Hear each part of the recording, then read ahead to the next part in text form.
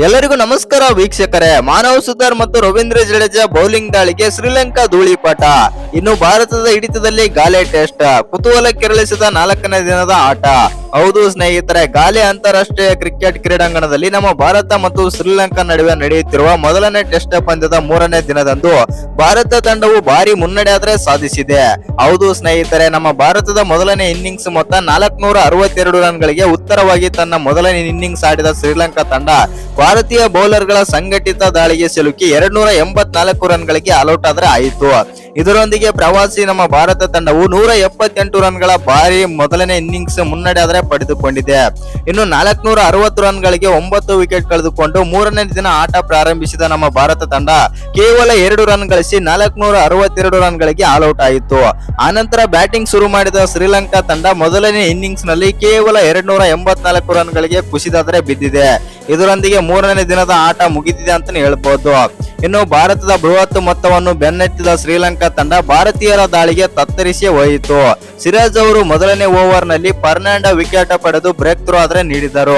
ಆನಂತರ ಬಂದಂತ ದಿನೇಶ್ ಚಂಡಿಮಾಲ್ ಕೂಡ 4 ರನ್ ಆಡಿ ಔಟ್ ಆದರು.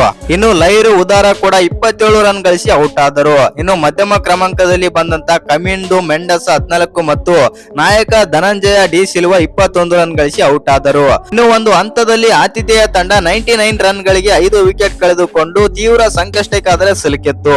ಆದರೆ ಮಧ್ಯಮ ಕ್ರಮಾಂಕದಲ್ಲಿ ಒಂದಾದಂತ ಸೋನಾಲ್ ದಿನುಷ ಮತ್ತು ವಿಕೆಟ್ ಕೀಪರ್ ಬ್ಯಾಟರ್ ಆದಂತ ನಿರೋಶನ್ ಜವಾಬ್ದಾರಿಯುತ ಬ್ಯಾಟಿಂಗ್ ಆದರೆ ನಡೆಸಿ 146 ರನ್ಗಳ ಜೊತೆ ಆಟದ ಮೂಲಕ ತಂಡವನ್ನು ಒಂದು ಹಂತಕ್ಕೆ ತಂದು ನಿಂದಿಸಿದ್ರಂತಾನೆ ಹೇಳ್ಬಹುದು. ಆದರೆ ಈ ಜೋಡಿ ಬೇರ್ಪಡುತ್ತಿದ್ದಂತೆ ಶ್ರೀಲಂಕಾದ ಕೆಳ ಕ್ರಮಾಂಕದ ಬ್ಯಾಟರ್ಗಳು ಧೂಳಿಪಟವಾದರು. ಹೌದು ಸ್ನೇಹಿತರೆ, ಯಾರು ಕೂಡ ಹೇಳಿಕೊಳ್ಳುವಂತ ಪ್ರದರ್ಶನ ಕೊಡ್ಲೇ ಇಲ್ಲ ಶ್ರೀಲಂಕಾದ ಪರ. ಇನ್ನು ನಮ್ಮ ಭಾರತದ ಪರ ಮಿಂಚಿದ ಸ್ಪಿನ್ನರ್ಸ್. ಹೌದು ಸ್ನೇಹಿತರೆ, ನಮ್ಮ ಭಾರತದ ಪರ ಸ್ಪಿನ್ನರ್ ಆದಂತ ಮಾನವ್ ಸುತಾರ್ ಅವರು 76 ರನ್ ನೀಡಿ 4 ವಿಕೆಟ್ ಪಡೆದು ಮಿಂಚಿದರು. ಅವರ ಜೊತೆ ಕೈ ಮಿಲಾಯಿಸಿದಂತ ರವೀಂದ್ರ ಜಡೇಜಾನು ಕೂಡ 57 ರನ್ ನೀಡಿ 3 ವಿಕೆಟ್ ಆದರೆ ಪಡೆದರು. ಮೊಹಮ್ಮದ್ ಸಿರಾಜ್, ಪ್ರಸಿದ್ಧ ಕೃಷ್ಣ ಹಾಗೂ ಕುಲ್ದೀಪ್ ಯಾದವ್ ತಲಾ 1 ವಿಕೆಟ್ ಆದರೆ ಪಡೆದರು. ಇನ್ನು ಕುತೂಹಲ ಕೆರಳಿಸಿದ 4ನೇ ದಿನದ ಆಟ. ಹೌದು ಸ್ನೇಹಿತರೆ, ಇದುವರೆಗೆ ಆಡಿದ 3 ದಿನಗಳ ಆಟದಲ್ಲಿ ನಮ್ಮ ಭಾರತ ತಂಡ ಸ್ಪಷ್ಟವಾಗಿ ಮೇಲ್ಗೈ ಆದರೆ ಸಾಧಿಸಿದೆ. ಇದೀಗ 4ನೇ ದಿನದ ಆಟದ ಮೇಲೆ ಬಹಳಷ್ಟು ಅವಲಂಬಿತವಾಗಿದೆ ಅಂತಾನೆ ಹೇಳ್ಬಹುದು. ಭಾರತದ 2ನೇ ಇನ್ನಿಂಗ್ಸ್ ನಲ್ಲಿ ವೇಗವಾಗಿ ಸ್ಕೋರ್ ಮಾಡಿ 400ಕ್ಕೂ ಹೆಚ್ಚು ಮೊತ್ತ ಗುರಿ ನೀಡಿದರೆ ಈ ಪಂದ್ಯದಲ್ಲಿ ಗೆಲುವು ಸಾಧ್ಯತೆ ಇದೆ ನಮ್ಮ ಭಾರತ ತಂಡಕ್ಕೆ. ಹೌದು ವೀಕ್ಷಕರೇ, ನಮ್ಮ ಭಾರತ ತಂಡ ಇದೀಗ ಮೊದಲನೇ ಇನ್ನಿಂಗ್ಸ್ ನಲ್ಲಿ ಅದ್ಭುತವಾಗಿ ಆದರೆ ಬ್ಯಾಟಿಂಗ್ ಮಾಡಿತ್ತು. 2ನೇ ಇನ್ನಿಂಗ್ಸ್ ನಲ್ಲಿ ಯಾವ ರೀತಿ ಬ್ಯಾಟಿಂಗ್ ಮಾಡಲಿದೆ ಎಂದು ಎಲ್ಲರೂ ಕೂಡ ಕಾದು ನೋಡೋಣ. ಇನ್ನು ಶ್ರೀಲಂಕಾ ವಿರುದ್ಧ ಟೆಸ್ಟ್ ಪಂದ್ಯದ ವೇಳೆ ರವೀಂದ್ರ ಜಡೇಜಾ ಅವರು ವಿಶೇಷ ದಾಖಲೆ ಆದ್ರೆ ಮಾಡಿದ್ದಾರೆ ಅಂತ ಹೇಳ್ಬಹುದು ಮತ್ತು ಈ ದಾಖಲೆ ಮಾಡಿದ ಭಾರತದ 2ನೇ ಕ್ರಿಕೆಟರ್. ಹೌದು ಸ್ನೇಹಿತರೆ, ನಮ್ಮ ಭಾರತ ತಂಡದ ಆಲ್ರೌಂಡರ್ ಆದಂತ ರವೀಂದ್ರ ಜಡೇಜಾ ಅವರು ಟೆಸ್ಟ್ ಕ್ರಿಕೆಟ್ ನಲ್ಲಿ ವಿಶೇಷ ದಾಖಲೆಯನ್ನೇ ನಿರ್ಮಾಣ ಮಾಡಿದ್ದಾರೆ. ಶ್ರೀಲಂಕಾ ವಿರುದ್ಧ 2ನೇ ಟೆಸ್ಟ್ ನ 3ನೇ ದಿನ ಸುದೀರ್ಘ ಮಾದರಿಯಲ್ಲಿ 350 ವಿಕೆಟ್ ಪೂರ್ಣಗೊಳಿಸಿದ್ದಾರೆ. ಅಲ್ಲದೆ ಟೆಸ್ಟ್ ಕ್ರಿಕೆಟ್ ನಲ್ಲಿ 350 ವಿಕೆಟ್ ಗಳ ಜೊತೆಗೆ 4000ಕ್ಕೂ ಹೆಚ್ಚು ರನ್ ಗಳಿಸಿದ 2ನೇ ಭಾರತೀಯ ಆಲ್ರೌಂಡರ್ ಎಂಬ ದಾಖಲೆಗೆ ಜಡೇಜಾ ಪಾತ್ರರಾದರು. ಹೌದು ವೀಕ್ಷಕರೇ, ಗಾಲೆಯಲ್ಲಿ ನಡೆದಂತಹ ಶ್ರೀಲಂಕಾ ವಿರುದ್ಧದ ಮೊದಲನೇ ಟೆಸ್ಟ್ ಪಂದ್ಯದಲ್ಲಿ ರವೀಂದ್ರ ಜಡೇಜಾ ಈ ಸಾಧನೆ ಆದ್ರೆ ಮಾಡಿದರು. ಜಡೇಜಾ ಅವರು ಶ್ರೀಲಂಕಾ ತಂಡದ ನಾಯಕ ಧನಂಜಯ ಡಿ ಸಿಲ್ವಾ ಮತ್ತು ಕೇಸರ ನುವಂತ ಹಾಗೂ ಶಂಕವೀರ ಸೋನಾಲ್ ದಿನೇಶ್ ವಿಕೆಟ್ ಪಡೆಯುವ ಮೂಲಕ ಈ ಸಾಧನೆ ಆದ್ರೆ ಮಾಡಿದರು. ಇನ್ನು ಟೆಸ್ಟ್ ಕ್ರಿಕೆಟ್ ನಲ್ಲಿ ಭಾರತದ ಪರ ಅತಿ ಹೆಚ್ಚು ವಿಕೆಟ್ ಪಡೆದ ದಾಖಲೆ ಅನಿಲ್ ಕುಂಬ್ಳೆ ಅವರ ಹೆಸರಿನಲ್ಲಿ ಆದ್ರೆ ಇದೆ. ಹೌದು ಸ್ನೇಹಿತರೆ, ಕುಂಬ್ಳೆ ಅವರು 1990ರಿಂದ 2008ರ ನಡುವೆ 132 ಟೆಸ್ಟ್ ಪಂದ್ಯಗಳನ್ನಾದ್ರೆ ಆಡಿದ್ದಾರೆ. ತಮ್ಮ ವೃತ್ತಿ ಜೀವನದಲ್ಲಿ ಒಟ್ಟು 619 ವಿಕೆಟ್ ಗಳನ್ನು ಪಡೆದುಕೊಂಡು ನಿವೃತ್ತರಾಗಿದ್ದಾರೆ. ಟೆಸ್ಟ್ ಕ್ರಿಕೆಟ್ ನಲ್ಲಿ ಭಾರತದ ಪ್ರಮುಖ ವಿಕೆಟ್ ಟೇಕರ್ ಗಳ ಪಟ್ಟಿಯಲ್ಲಿ ಅನಿಲ್ ಕುಂಬ್ಳೆ ಅವರ ನಂತರದ ಸ್ಥಾನದಲ್ಲಿ ರವಿಚಂದ್ರನ್ ಅಶ್ವಿನ್ ಮತ್ತು ಕಪಿಲ್ ದೇವ್ ಮತ್ತು ಹರ್ಭಜನ್ ಸಿಂಗ್ ಆದ್ರೆ ಇದ್ದಾರೆ. ಇನ್ನು 5ನೇ ಸ್ಥಾನದಲ್ಲಿ ಇದೀಗ ಜಡೇಜಾ ಅವರಾದ್ರೆ ಬಂದಿದ್ದಾರೆ ಅಂತಾನೆ ಹೇಳ್ಬಹುದು.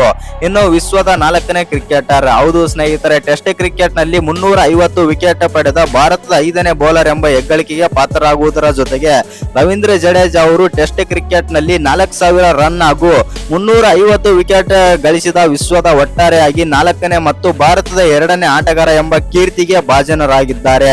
ಇವರಿಗಿಂತ ಮುನ್ನ ಭಾರತದ ಪರ ಕಪಿಲ್ ದೇವ್ ಈ ಸಾಧನೆ ಆದ್ರೆ ಮಾಡಿದ್ದಾರೆ. ಕಪಿಲ್ ದೇವ್ ಅವರು 131 ಪಂದ್ಯಗಳಲ್ಲಿ ತಮ್ಮ ಟೆಸ್ಟ್ ವೃತ್ತಿ ಜೀವನದಲ್ಲಿ 434 ವಿಕೆಟ್ ಹಾಗೂ 5248 ರನ್ ಗಳಿಸಿ ನಿವೃತ್ತರಾಗಿದ್ದಾರೆ.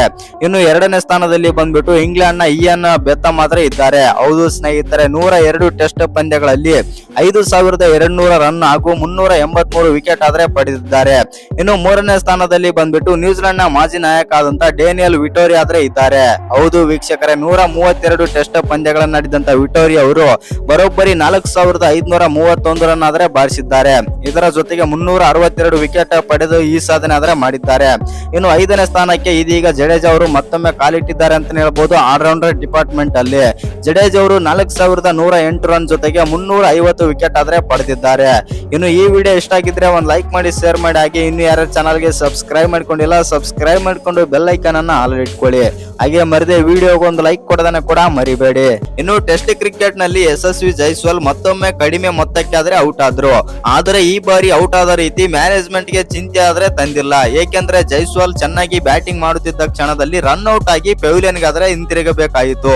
ಇನ್ನು ಶ್ರೀಲಂಕಾದ ಬೌಲರ್ ಚೆಂಡು ಹಿಡಿಯಲು ಪ್ರಯತ್ನಿಸುವ ವೇಳೆ ಜೈಸ್ವಾಲ್ ಅವರ ಕಾಲು ತಗುಲಿ ಬಿದ್ದು ನಂತರ ಉಂಟಾದ ಗೊಂದಲದಲ್ಲಿ ರನ್ ಔಟ್ ಆದರು.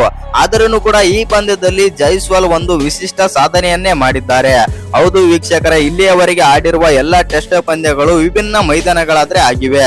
ಅಂದರೆ ಅವರು ಒಂದೇ ಒಂದು ಕ್ರೀಡಾಂಗಣದಲ್ಲಿ ಇದುವರೆಗೆ 2 ಬಾರಿ ಎಲ್ಲೂ ಕೂಡ ಆಡಿಲ್ಲ. ಇದನ್ನು ಸಾಧಿಸಿದ ಮೊದಲನೇ ಭಾರತೀಯ ಆಟಗಾರ ಅಂತಾನೆ ಹೇಳ್ಬೋದು ಜೈಸ್ವಾಲ್. ಇನ್ನು ನಮ್ಮ ಭಾರತ ಮತ್ತು ಶ್ರೀಲಂಕಾ ನಡುವಿನ 2 ಟೆಸ್ಟ್ ಸರಣಿಯ ಮೊದಲನೇ ಪಂದ್ಯ ಶನಿವಾರದಿಂದ ಆದ್ರೆ ಆರಂಭವಾಗಿದೆ. ಇನ್ನು ಶನಿವಾರ ಮುಂಜಾನೆ ಟಾಸ್ ಗೆದ್ದು ನಮ್ಮ ಭಾರತ ತಂಡದ ನಾಯಕ ಗಿಲ್ ಅವರು ಮೊದಲು ಬ್ಯಾಟಿಂಗ್ ಮಾಡಲಾದ್ರೆ ನಿರ್ಧರಿಸಿದರು. ಪಿಚ್ ಬ್ಯಾಟಿಂಗ್ ಗೆ ಅನುಕೂಲಕರವಾಗಿದೆ ಎಂದು ನಂಬಿ ಬ್ಯಾಟಿಂಗ್ ಮಾಡುವ ನಿರ್ಧಾರ ಆದ್ರೆ ತೆಗೆದುಕೊಂಡರು. ಅದಕ್ಕೆ ತಕ್ಕಂತೆ ನಮ್ಮ ಭಾರತದ ಆರಂಭಿಕರು ಬ್ಯಾಟಿಂಗ್ ಆದ್ರೆ ಮಾಡಿದರು. ಆರಂಭಿಕರಾದ KL ರಾಹುಲ್ ಮತ್ತು ಜೈಸ್ವಾಲ್ ಸ್ಥಿರವಾದ ಇನ್ನಿಂಗ್ಸ್ ಏನೋ ಆಡಿದರು.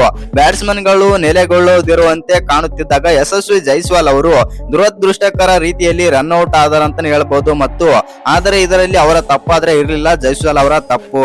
ಇನ್ನು ಜೈಸ್ವಾಲ್ ಅವರು ಈಗ ಟೆಸ್ಟ್ ಕ್ರಿಕೆಟ್ ನಲ್ಲಿ 3 ಬಾರಿ ರನ್ ಔಟ್ ಆದ್ರೆ ಆಗಿದ್ದಾರೆ. ಇದು 2024ರಲ್ಲಿ ಆಸ್ಟ್ರೇಲಿಯಾ ವಿರುದ್ಧ 82 ರನ್ ಗಳಿಸಿ ಬ್ಯಾಟಿಂಗ್ ಮಾಡುವಾಗ ಅವರು ಮೊದಲನೇ ಬಾರಿಗೆ ರನ್ ಔಟ್ ಆದ್ರೆ ಆಗಿದ್ದರು. ಮತ್ತೆ 2025ರಲ್ಲಿ ವೆಸ್ಟ್ ಇಂಡೀಸ್ ವಿರುದ್ಧ 175 ರನ್ ಗಳಿಸಿದ ವೇಳೆ ರನ್ ಔಟ್ ಆದ್ರೆ ಆಗಿದ್ದರು. ಈಗ ಶ್ರೀಲಂಕಾ ವಿರುದ್ಧ 32 ರನ್ ಗಳಿಸಿ ರನ್ ಔಟ್ ಆಗಿದ್ದಾರೆ. ಜೈಸ್ವಾಲ್ ಅವರು ಸ್ವಲ್ಪ ಸಮಯ ಕ್ರೀಸ್ ನಲ್ಲಿ ಇದ್ದರೆ ಅವರಿಂದ ದೊಡ್ಡ ಇನ್ನಿಂಗ್ಸ್ ನೋಡಬಹುದಾಗಿತ್ತು ಅಂತ ಹೇಳ್ಬಹುದು. ಆದರೆ ಅವರು ಆ ಅವಕಾಶವನ್ನಾದ್ರೆ ಕಳೆದುಕೊಂಡರು. ಇನ್ನು 30 ಪಂದ್ಯ 30 ವಿಭಿನ್ನ ಸ್ಟೇಡಿಯಂ. ಹೌದು ಸ್ನೇಹಿತರ, ಜೈಸ್ವಾಲ್ ಇಂದು ತಮ್ಮ 30ನೇ ಟೆಸ್ಟ್ ಪಂದ್ಯವನ್ನಾದ್ರೆ ಆಡಿದರು. ಕುತೂಹಲಕಾರಿಯಾಗಿ ಅವರು ಒಂದೇ ಸ್ಥಳದಲ್ಲಿ 2 ಬಾರಿ ಟೆಸ್ಟ್ ಪಂದ್ಯವನ್ನು ಆಡಿಲ್ಲ. ಜೈಸ್ವಾಲ್ ತಮ್ಮ ಟೆಸ್ಟ್ ವೃತ್ತಿ ಜೀವನವನ್ನು ವೆಸ್ಟ್ ಇಂಡೀಸ್ ವಿರುದ್ಧ ರೋಸೌದಲ್ಲಿ ಪ್ರಾರಂಭಿಸಿದರು. ಅಂದಿನಿಂದ ಪೋರ್ಟ್ ಆಫ್ ಸ್ಪೇನ್ ಮತ್ತು ಸೆಂಚುರಿಯನ್ ನಿಂದ ಕೇಪ್ ಟೌನ್ ವರೆಗೂ ಸ್ಥಳದಲ್ಲಿ ಆಡಿದ್ದಾರೆ. ಅವರು ಈಗ ಶ್ರೀಲಂಕಾದ ಮೊದಲನೇ ಬಾರಿಗೆ ಟೆಸ್ಟ್ ಪಂದ್ಯವನ್ನು ಆಡುತ್ತಿದ್ದು, ಭಾರತದ ಮಾಜಿ ಕ್ರಿಕೆಟಿಗ ಆದಂತ ಸಂಜಯ್ ಮಂಜ್ರೇಕರ್ ತಮ್ಮ ಮೊದಲನೇ 33 ಟೆಸ್ಟ್ ಪಂದ್ಯಗಳನ್ನು 33 ವಿಭಿನ್ನ ಸ್ಥಳಗಳಲ್ಲಿ ಆಡಿದ ದಾಖಲೆಯನ್ನಾದ್ರೆ ಹೊಂದಿದ್ದಾರೆ. ಇನ್ನು ಸಚಿನ್ ತೆಂಡೂಲ್ಕರ್ ತಮ್ಮ ಮೊದಲನೇ 32 ಟೆಸ್ಟ್ ಪಂದ್ಯಗಳಲ್ಲಿ 32 ವಿಭಿನ್ನ ಸ್ಥಳದಲ್ಲಿ ಆಡಿದ್ದಾರೆ. ಇದೀಗ ಜೈಸ್ವಾಲ್ ಅವರು 3ನೇ ಸ್ಥಾನದಲ್ಲಿ ಆದ್ರೆ ಬಂದಿದ್ದಾರೆ ಅಂತ ಹೇಳ್ಬಹುದು ಆ ದಾಖಲೆಯಲ್ಲಿ. ಹೌದು ಸ್ನೇಹಿತರೆ, 30ನೇ ಮೈದಾನದಲ್ಲಿ ತಮ್ಮ 30ನೇ ಟೆಸ್ಟ್ ಪಂದ್ಯವನ್ನು ಆಡುವ ಮೂಲಕ ಜೈಸ್ವಾಲ್ ಈಗ ಈ ಪಟ್ಟಿಗಾದ್ರೆ ಸೇರಿದ್ದಾರೆ. ಇನ್ನು ಈ ಪಂದ್ಯದಲ್ಲಿ ಬಂದ್ಬಿಟ್ಟು ರಿಷಬ್ ಪಂತ್ ಅವರು ಒಂದು ದಾಖಲೆಯನ್ನೇ ಬರ್ದಾರಂತಾನೆ ಹೇಳ್ಬಹುದು. ಹೌದು ಸ್ನೇಹಿತರೆ, ರಿಷಬ್ ಪಂತ್ ಅವರು ಈ ಪಂದ್ಯದಲ್ಲಿ 62 ಬಾಲ್ ಗಳನ್ನಾದ್ರೆ ಆಡ್ತಾರೆ ಅಂತಾನೆ ಹೇಳ್ಬಹುದು. ಮೊದಲನೇ ಇನ್ನಿಂಗ್ಸ್ ನಲ್ಲಿ 62 ಬಾಲ್ ಗಳನ್ನ ಆಡಿದಂತ ರಿಷಬ್ ಪಂತ್ ಅವರು 39 ರನ್ ಆದ್ರೆ ಹೊಡಿತಾರೆ. ಇದರಲ್ಲಿ 4 4 1 6 ಮತ್ತು 62 ಸ್ಟ್ರೈಕ್ ರೇಟ್ ನಲ್ಲಿ ಆದ್ರೆ ಬ್ಯಾಟಿಂಗ್ ಮಾಡ್ತಾರೆ.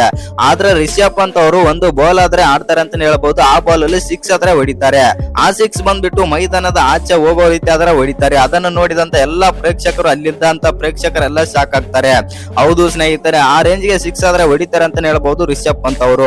ಇನ್ನೊಂದು, ರಿಷಬ್ ಪಂತ್ ಅವರು ಈ ಪಂದ್ಯದಲ್ಲಿ ಒಂದು ವಿಶ್ವ ದಾಖಲೆಯನ್ನೇ ನಿರ್ಮಾಣ ಮಾಡಿದ್ದಾರೆ. ಇನ್ನು ರಿಷಬ್ ಪಂತ್ ಅವರು ಈ ಪಂದ್ಯದಲ್ಲಿ ಒಂದೇ ಒಂದು 6 ಬಾರಿಸಿದಾಗಿನಿಂದಲೇ ಒಂದು ದಾಖಲೆಯನ್ನಾದ್ರೆ ಬರೆಯುತ್ತಾರೆ. ಹೌದು ಸ್ನೇಹಿತರೆ, ಆ 6 ಬಂದ್ಬಿಟ್ಟು ರಿಷಬ್ ಪಂತ್ ಅವರ ದಾಖಲೆ ಪುಟಗಳಲ್ಲಿ ಆದ್ರೆ ಸೇರುತ್ತೆ. ಅಷ್ಟಕ್ಕೂ ಆ ದಾಖಲೆ ಯಾವುದಂತ ನೋಡೋದಾಯ್ತು ಅಂತಂದ್ರೆ, ನಮ್ಮ ಭಾರತದ ಪರ ಯಾವುದೇ ಬ್ಯಾಟರ್ ಆಗಿರ್ಬೋದು ಮತ್ತು ಯಾವುದೇ ಬ್ಯಾಟರ್ ತೆಗೆದು ನೋಡಿದ್ರೆ ಶ್ರೀಲಂಕಾ ಶ್ರೀಲಂಕನ್ ವಿರುದ್ಧ 98 ಸಿಕ್ಸ್ ಆದ್ರೆ ಬಾರಿಸ ಇರ್ಲಿಲ್ಲ. ಇದೀಗ 98 ಸಿಕ್ಸ್ ಬಾರಿಸುವ ಮೂಲಕ 98ನೇ ಸಿಕ್ಸ್ ಬಾರಿಸುವ ಮೂಲಕ ರಿಷಬ್ ಪಂತ್ ಅವರು ಶ್ರೀಲಂಕನ್ ವಿರುದ್ಧ ಹೊಸ ವಿಶ್ವ ದಾಖಲೆಯನ್ನಾದ್ರೆ ಬರೆದಿದ್ದಾರೆ. ಇನ್ನು ಓವರ್ ಆಲ್ ತೆಗೆದು ನೋಡಿದ್ರೆ ಫಾರಿನ್ ಪ್ಲೇಯರ್ ಆಗಿರ್ಬೋದು ಮತ್ತು ಎಲ್ಲ ಪ್ಲೇಯರ್ ಅಲ್ಲಿ ಬಂದ್ಬಿಟ್ಟು ಇದೀಗ ಶ್ರೀಲಂಕನ್ ವಿರುದ್ಧ ಮೋಸ್ಟ್ ನಂಬರ್ ಆಫ್ ಸಿಕ್ಸ್ ಯಾರಾದ್ರೂ ಬಾರಿಸಿದ್ರೆ ಟೆಸ್ಟ್ ಕ್ರಿಕೆಟ್ ನಲ್ಲಿ ಅದು ರಿಷಬ್ ಪಂತ್ ಆದ್ರೆ ಆಗಿದ್ದಾರೆ ಶ್ರೀಲಂಕನ್ ಮೇಲೆ. ಹೌದು ಸ್ನೇಹಿತರೆ, ಮೊದಲನೇ ಸ್ಥಾನದಲ್ಲಿ ರಿಷಬ್ ಪಂತ್ ಅವರು 98 ಸಿಕ್ಸ್ ಆದ್ರೆ ಬಾರಿಸಿದ್ದಾರೆ. ಇನ್ನು ನಮ್ಮ ಭಾರತ ಮತ್ತು ಶ್ರೀಲಂಕಾ ನಡುವಿನ 2 ಪಂದ್ಯಗಳ ಟೆಸ್ಟ್ ಸರಣಿಯ ಮೊದಲನೇ ಪಂದ್ಯ ಗಾಲೆ ಅಂತಾರಾಷ್ಟ್ರೀಯ ಕ್ರೀಡಾಂಗಣದಲ್ಲಿ ಆದ್ರೆ ನಡೀತಾ ಇದೆ.